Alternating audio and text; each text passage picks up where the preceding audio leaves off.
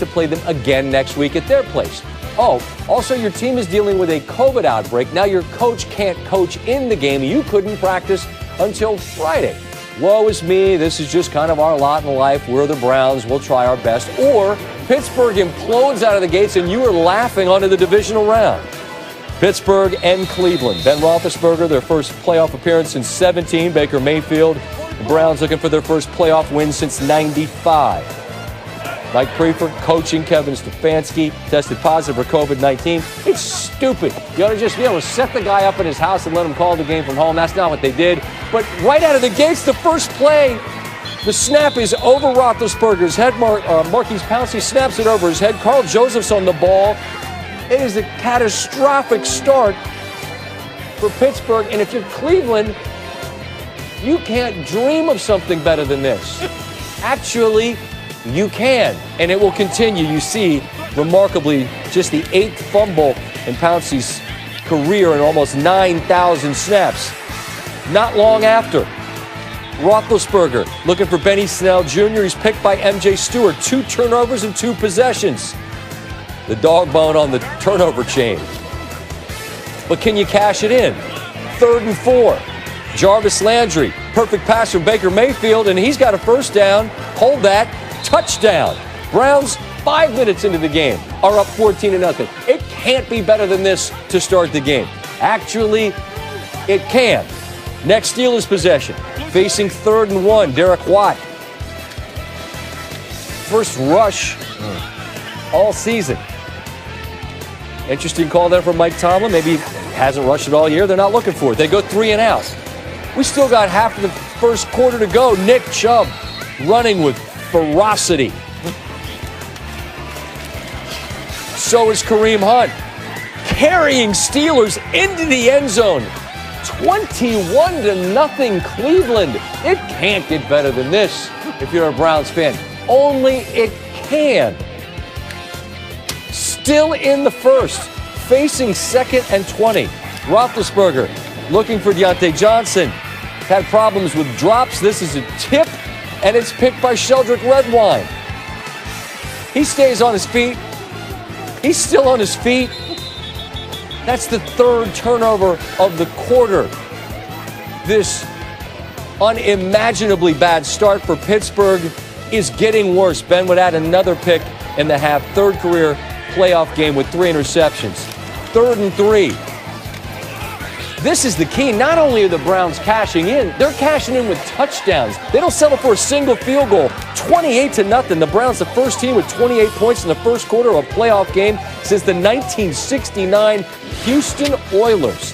After a Steelers touchdown, it was late in the first half. Is Cleveland content to sit on it and take their lead into the locker room? No. Chubb. You got to slide him out there in the flat, Steve. What did I tell you? Sneak him out there. Tight end, Steve. Nude open. Nude. Austin Hooper. Stanford tight ends. Just think about dialing them up. First time the Steelers have given up 35 in the first half of any game since 1968. But as great as it went, in your wildest fever dreams, Cleveland, you never dreamt of this, but you did probably imagine the nightmare. And now you're starting to think, oh God, is it going to happen? They're not really going to blow this lead, are they? Juju Smith-Schuster with a grab on 3rd down. Now it's 4th and goal. And that's a touchdown for Smith-Schuster, and it's a 35-23 game. For some reason, they didn't go for 2. I give up on figuring out what they were trying to do analytically in this game. It had no rhyme or reason. 4th down. Got to go, right? They don't. They decide to punt. Okay. 12-point game, plenty of time. Maybe you figure your defense can get a stop. Cleveland's defense had been really kind of stagnant. Big-time 3rd down conversion to Landry. Guaranteed it. Steve did say that a score was coming. 5 catches, 92 yards for Landry. Chubb, 145 total yards. And what a move.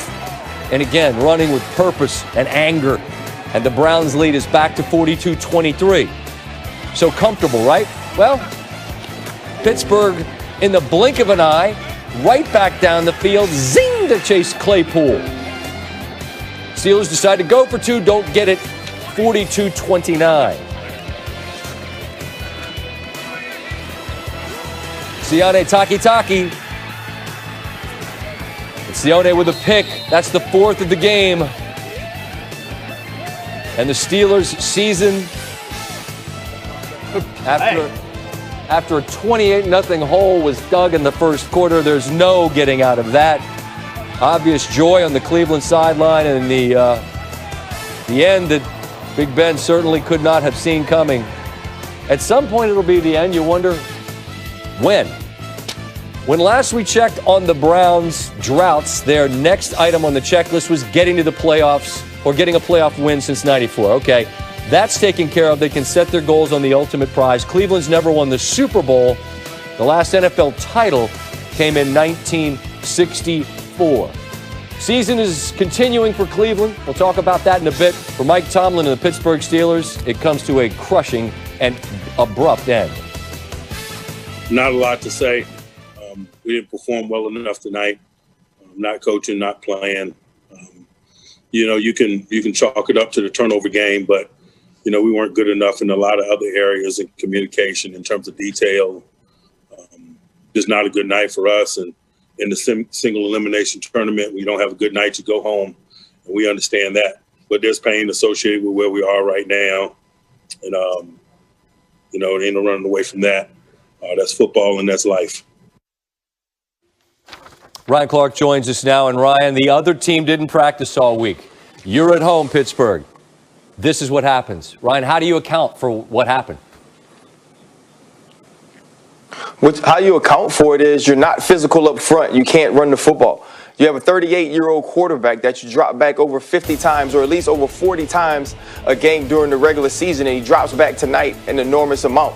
Now you have tip balls when your quarterback led the league in tip ball because you play a small ball exceptions. You snap the ball over the quarterback's head to start the game. This was a team that didn't look prepared. This was a team that didn't look like it was composed, didn't look like they were poised. They looked like the Cleveland Browns of old. And when you do that, you can't win playoff games. When you get down 28, when you don't perform at home, and when you don't finish out the season in the way that you should, you put yourself in positions to lose. This wasn't the best team in the AFC North, and it's showing now. Because the other two teams that are in the playoffs, they're moving on to the next round.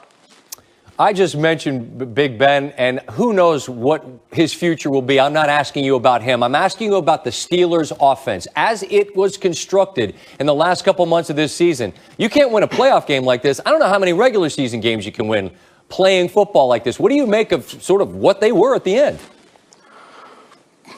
You absolutely can't. And you know what, SVP, I don't want to speculate on Ben either, but when you see that emotion on the sideline, when you see kind of that understanding of this could be the last one, or it could have been he understood how much of a part he played in this loss, that's difficult for you to handle. That's difficult for you to take. So you don't know how that motivates you in the offseason. But look at this offense, Scott. They're old up front. What used to be a positive, what used to be a strength of this team, which was the offensive line, is no longer. So you have to retool and revamp that. You have Juju Smith-Schuster and other athletes on the outside that will be coming up for contracts. Can you pay